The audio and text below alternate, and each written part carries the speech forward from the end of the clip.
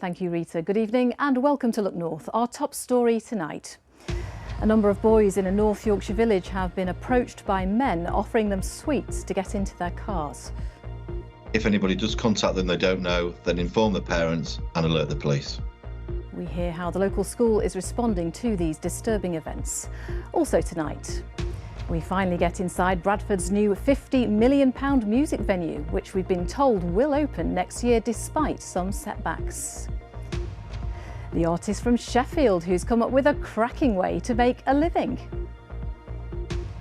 Well, we think it's pretty good, and new state-of-the-art equipment means you'll get better pictures and we can get... Yes, we dig through our library to mark 20 years of Look North broadcasting from this building. And for most of us, it brightened up nicely today with some sunshine, but a brisk northerly breeze. How's it looking for the weekend? I'll be back at the end of the programme with a look ahead.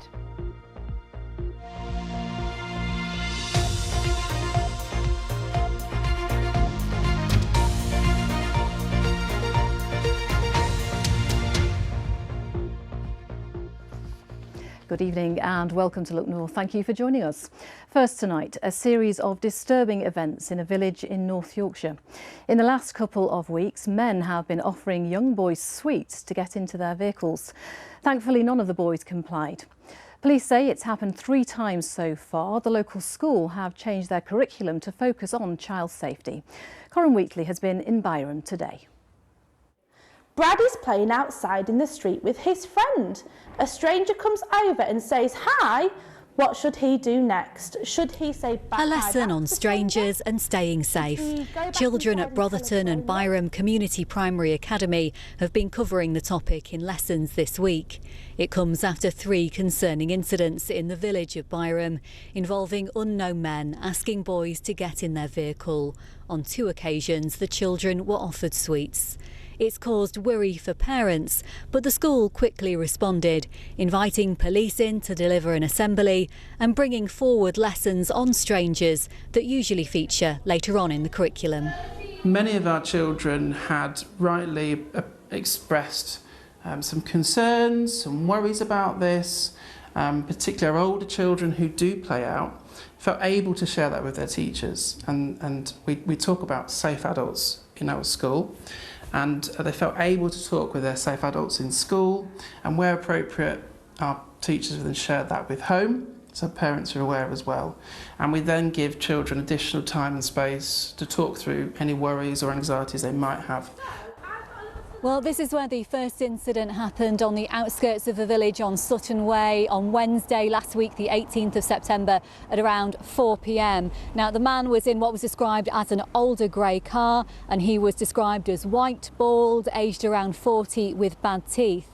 The second incident was just 3 hours later, a few minutes walk away from here. The suspect was described as white, older and wearing a red coat. He offered a boy and his friends some sweets to get in his van. Now, the third incident was on Tuesday this week. That happened on Byram Park Road, close to some woods. A man in a smaller white van offered a boy some sweets to get inside. He was described as white, bald, of a large build, in his 40s, with a foreign accent and possibly a tattoo on his arm. North Yorkshire Police have been carrying out patrols in the local area to reassure people and could be seen in the village today.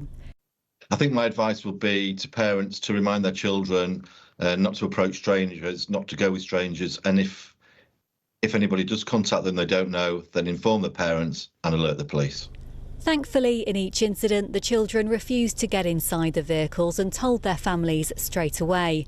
Anyone with CCTV, doorbell or dashcam footage that could help the investigation is asked to get in touch with police.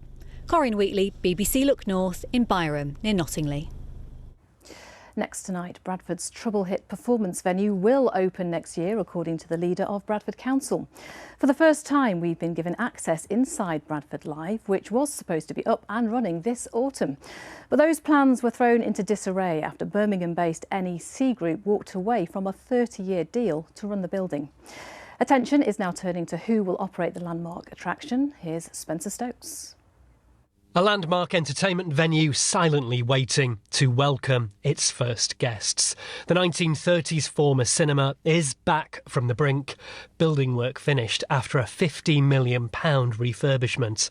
But it can't open because NEC Group, who were the operators, walked away. It's something the council haven't discussed until today. Why has it taken so long for anyone to speak about this project this year?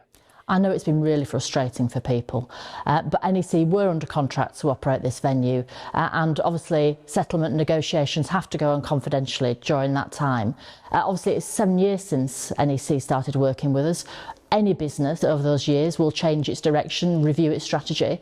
We're now in a position where we can talk to other operators about the future of this magnificent venue. Have they breached their contract by walking away? NEC, we've got to keep everything confidential with the NEC, and we have followed legal advice to make sure that we protect the venue and its future.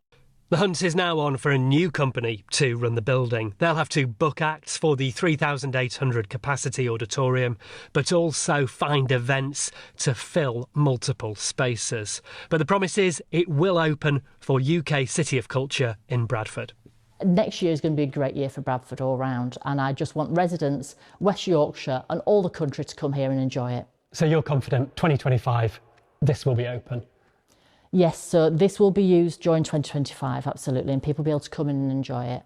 The transformation in here over the last decade really is quite remarkable. The venue is back to its original shape and size when it was hosting bands like the Beatles and the Rolling Stones. Now in 1969, this space was split into 3 parts with a bingo hall underneath and then 2 cinemas on top. That's all been removed over the last few years to recreate the 1930s auditorium. Local firms have created replica plasterwork, restored windows and added modern touches. But costs rose as the project progressed. Estimated at £22 million, the final price tag more than £50 million. The bulk of the money from the council against a backdrop of huge district-wide spending cuts. If you look at our budget last year, 87% of our spend went on adult social care and children's social care. So those are the real pressures we've got as a council. But we know it's a good investment for the future, for ambitions of growth, to make sure people have jobs and we regenerate the whole of Bradford. This is really significant for us and it will be successful in the future. £50 million spent. Is that it now? Will there be any more money from the council going into Bradford Live? We have reached practical completion. It has got seating in, it has got lighting in. This is done, this is finished, and this is ready for everybody to enjoy. The old Odeon cinema came close to demolition. A glass office block would have taken its place. Instead, campaigners teamed up with the council to rescue and then restore a piece of the city's heritage. That work has delivered an eye-catching venue, one that awaits performers and audiences so that Bradford Live can live up to its name. Spencer Stokes, BBC Look North, Bradford. Wow, what a beautiful building. Let's hope it opens to the public very soon. Now you're watching Friday's Look North. Still to come on tonight's programme.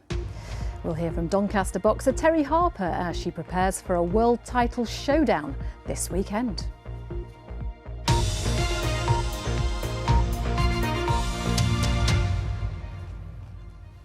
Some more news from around the region now, and prosecutors are pressing ahead with the trial of a man accused of strangling his partner, even though she died in a house fire in Bradford a month later, along with her 3 children. Jonathan Birtle's case may not be heard until 2026, and his defence team say he's in a state of trauma. Charles Heslett reports now from Bradford Crown Court. 34-year-old Jonathan Birtle from Bingley pleaded not guilty to 3 charges. These included assault occasioning actual bodily harm, strangulation and the theft of a mobile phone. He wore a grey hooded top and jeans and spoke only to confirm his name and enter his not guilty pleas. The charges all relate to his partner Bryony Gowith and are alleged to have happened in July this year. 29-year-old Bryony died in an unrelated incident at a house in Horton Bank Top in Bradford in August, along with the couple's 3 children, Dennisty Birtle 9, Oscar Birtle 5 and 22-month-old Aubrey Birtle. A murder investigation is currently underway into that incident. Mr Birtle's defence said he was in a state of trauma and there was serious concern for his psychiatric status. He also said he wishes it to be known in open court that he's very alarmed and sad that the CPS, that's the Crown Prosecution Service, has decided to continue with the prosecution. The lawyer asked for a psychiatric report to be assessed and whether Mr Birtle was fit to stand trial. He has been released on bail before trial in January 2026. Charles Heslett, BBC Look North, Bradford. A depraved and selfish former councillor who went on the run after secretly filming women in his home has been jailed for 6 years and 2 months. Robert Holden from Sorby Bridge hid cameras in his bathroom and a bedroom recording 29 people, 27 of them women, while they showered, changed and even had sex. He was arrested 2 years ago but failed to appear in court, and police found he had fled to South Africa, where he stayed for 17 months before returning to face court. Holden admitted 29 charges of voyeurism and 7 of computer misuse over a period of 14 years. Now, after rain prevented play, Yorkshire's final match of the season got underway this afternoon. With hopes the team could go back to Division 1 of the County Championship by the end of the weekend if things go their way. Well, our sport reporter Sally Hurst is at Headingley for us this evening. I hope it's dry for you, Sally. It's dried up nicely, yes. This is a really big weekend for Yorkshire, as you say. They are currently second in the Division 2 County Championship table, and the top 2 teams go up into Division 1 next season. So they need to hold on to that second place to do that. They made a good start though. It's finished 117 for 6 to Northamptonshire. 6 wickets for Yorkshire there, and I can talk now to captain Johnny Tattersall, who's come up fresh from the field. Not a bad start, Johnny. Are you happy with that start? Yeah, really good performance. Obviously it was a bit damp this morning and afternoon, so we had to wait for it to dry out a bit, but we managed to get out there and get some good cricket in, and yeah, we're pleased with the day. How big a deal is this for Yorkshire to go up into Division 1, not just for the players but for the spectators as well? Yeah, massive. I know we sort of look back to, I think it was 2012 when the club was down in Division 2 and managed to get back promoted again. So we've tried, obviously, with the point deduction last year. Was obviously unfortunate that we weren't able to make the 2 to go up. So, but we're in a really good spot this year, and yeah, we're making a really good fist of it. So hopefully we can put a smile on the fans' face, and yeah, we're smiling in the changing room at the minute as players. We're playing some great cricket. The morale must be great, which is good for Yorkshire because it has been a tumultuous couple of years, hasn't it? Yeah, it has. I mean, we've obviously got off to a bit of a slow start as well in the Championship. First 7 games we were probably not quite where we wanted to be, but we'd picked up a lot of bonus points which had helped us, but we were just lacking the winning and getting over that final hurdle, I guess. And you know, we've gone 5 from 6 in these last 7 games, obviously this one to go, so we've been playing fantastic, and yeah, the morale's brilliant in the camp. If you do win, how will you celebrate? Rumours of a holiday, I hear. Yeah, I think the lads are planning a trip away, but I think we'll have a really good Sunday in the change rooms and, you know, just enjoy the company of everybody, and yeah, a little bit of a last dance for some. So yeah, we're looking forward to giving them a good send-off. Thank you very much. Good luck with the rest of the weekend, Johnny. I'll let you go and get changed now. Thank you so much. Cheers, thanks. So let me bring you some of the rest of the weekend sport now, because Doncaster boxer Terry Harper is the headline fighter in a world title showdown against Rhiannon Dixon in Sheffield this weekend. Harper's hoping to take the WBO lightweight title from Dixon on Saturday. Dixon, though, is unbeaten. It's going to be quite the fight. Here's Olivia Richwald. For me, this fight is all or nothing. Everything's on the line for this one, and I need to go out there and get a good win under my belt, and it'll really put me back up there amongst the best.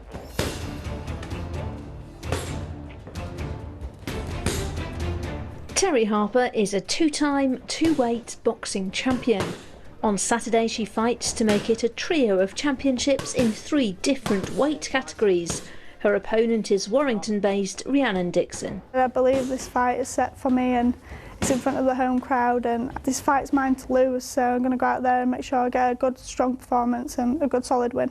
Terry has been reunited with coach Paul DeRose, who she first met as an 11-year-old at a boxing gym in Mexborough. Concede, little feint, good, back. They've been training for 17 weeks. The very first day she walked through boxing club, you could see that she got ability, she had determination. There was something about her in terms of the way that she applied herself. Compared to the boys in the gym, she listened and she was a really quick learner, and right from get-go you could see that she was going to be destined for stardom. The fight between Harper and Dixon has been cancelled and rearranged 3 times, but on Saturday she takes to the ring on home turf in Sheffield. All preparations done. We're just doing a little bit of fine-tuning this week, getting that last little bit of weight off, and then we're just super excited to get in there on Saturday night. It's going to be electric. Terry's girlfriend Gemma recently proposed to her, and they plan to marry in Cyprus and take a well-deserved holiday after Saturday's fight. I'm looking forward to some downtime. We've been training hard, and obviously it's been the longest camp I've had, and I think for the first time I'll be on holiday truly feeling like I deserve it.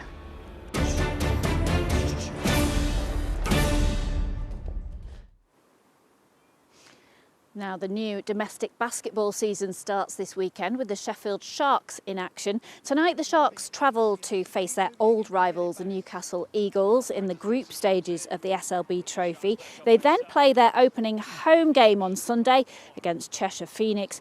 But things have changed a bit since last season. It's now a 9-team competition called Super League Basketball. Well, that's all. Last season, how it ended was phenomenal. The crowd participation, the noise, the atmosphere was incredible. So I think everyone in the facility, in the building, the management, players, the staff, peripheral, are really looking forward to that first game. It's so electric and such a buzz. It's going to be exciting for the players. Well, that's all for now from Headingley on what could be a momentous weekend for Yorkshire as they chase that promotion back into Division 1. Sally, thank you very much. Now, over the years, York has been a favourite place for photographers, a historic city that's been captured on camera millions of times. But now a man who was once homeless in York has photographed its famous streets and buildings like never before, using water and puddles to capture his creative images. They're now on display in a special exhibition, as Phil Connell reports. It's one of Britain's most photographed cities. Through the lens of Matt Lightfoot, though, York is being captured in surprising and new creative ways. Matt's eye-catching photographs are now on display in York at a special exhibition and show the city's iconic streets and buildings reflected in water, the one thing which this Yorkshire city is certainly never short of. We're particularly concerned with water in that we flood every single year. In a few months' time, this is going to be all covered by water. So it's kind of turning around, making this commodity that's available everywhere, all this water, and turning it into a positive thing. Rather than it being a miserable rainy day, you can actually use the rain to make something positive and beautiful. How you doing? I'm all right. How you doing? That skill in spotting a creative puddle was honed while living on the streets in York. He was homeless here for a year and remembers many rain-soaked nights that helped to develop his photographic eye. You're in that state of mind and you're cold and wet and you're looking down a wet road, and something sparkling, the reflection of York Minster coming up through a puddle is definitely like enticing, definitely catches your eye. Particularly at 3 o'clock in the morning when you're tired and maybe a little wavy from sleeping rough, but yeah. Right, so I'm just going to make a little puddle. And on days like this, when puddles are nowhere to be seen, Matt has to make his own. A man-made puddle, just a few inches wide, still creates a dramatic reflection that can be caught on camera. You think looking at these photographs that York was completely flooded, but it's not, it's just a small amount of water in a puddle, which gives the impression from this perspective of there being a lot more water. Matt's exhibition at York City Screen runs until the 12th of October. The King of Reflections, as he's now become known, capturing this historic city, rain or shine, in a more reflective way. Phil Connell, BBC Look North, York. Now, here's something to make you feel a little bit hungry, and you can imagine the egg puns in my ear from the gallery right now are off the scale, because an artist from Sheffield has come up with a cracking way to make a living from painting full-time. Dan Hawksworth paints all sorts of everyday items, but it was the humble fried egg that really helped his career take off. Now, with the help of his partner Kaz and an expanding social media following, he takes orders from all over the world, and every single one is fried, photographed and painted at his home. Just take a look.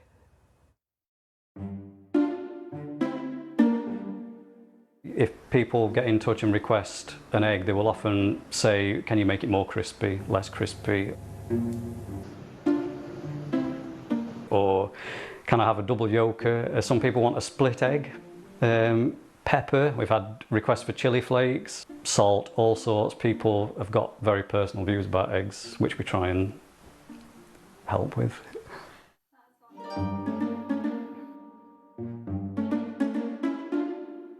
So the eggs came about because I'd got a few oil sketches and studies that were just in my mum and dad's hallway, and when lockdown hit we needed to list things on Instagram to make some money, and this particular painting of a fried egg sold, and then I got a load of messages after it sold wanting the same painting. I said to Kaz, it's a shame because it's been sold, and she said, well, just offer to paint another one for people. I'll fry it, you paint it, tell them it'll be a different egg, but it'll be unique to them, and we'll just paint some more. It's nice and hot now. People kept DMing overnight, so we had a list of people and they started to come in from all over the world, and we just worked through that, which actually took us a year or two. We've carried on ever since. Everyone is different, and everyone that comes out of the pan is, you know, it's got its own unique characteristics, and every time I paint one it feels like I'm painting the first one. I never get bored is the honest answer. What happens to all the eggs is we eat the eggs. I don't eat them all personally, we share them between us, and no need to worry about my cholesterol. I'm doing the Sheffield 10K on Sunday, so I run quite a bit as well. It feels great to be able to make a living out of what we love to do. It's just something that I've always enjoyed doing. We're so grateful to people, for anyone who's bought or commissioned a painting, for allowing us to do what we love every day. So, you know, a big thank you to anyone who's supported us for the last few years. Yes, he is an amazing artist, isn't he? Even if he is painting eggs. Now, do you remember when Look North looked a bit like this? I certainly do. It feels like yesterday. Well, today marks 20 years since we moved the red sofa into this building, and it had us feeling all nostalgic about how much has changed in the last 2 decades. So while I've been taking a trip down memory lane, Zoe Toes has been rooting through the archive. There's been laughs. Phil, you do it for me. The situations I get myself into. Complications. Labour has kept control of... we need to put a few coins in the meter, I think. And some very questionable moments. And that is the end of our programme! Over the last 20 years at Look North. 2 decades ago, on this very day, Look North packed up the red sofa and broadcast their very first programme from here, the new building at St Peter's Square. You might remember the glamorous Kathy Killick, who did a little bit of a welcome tour when we had the big move in.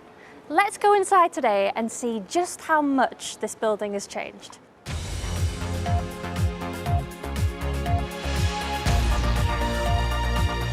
Well, this is the most important room in the whole building. This is the gallery. It's all this that keeps Look North on air, or not. And it still is. This is our brand new integrated gallery system, which was built earlier this year. All of these machines help us to broadcast your stories across the region. And some things might look the same, but the tech has definitely changed. We switched out these for these, which we hand over to the hub, can put them straight on the server for us to go and edit. Speaking of editing, we've had an upgrade in our edit suites as well. Once that footage goes onto the server, we can hop in here and edit away. And finally, let's go have a look in the room where all the magic happens. This is our studio floor.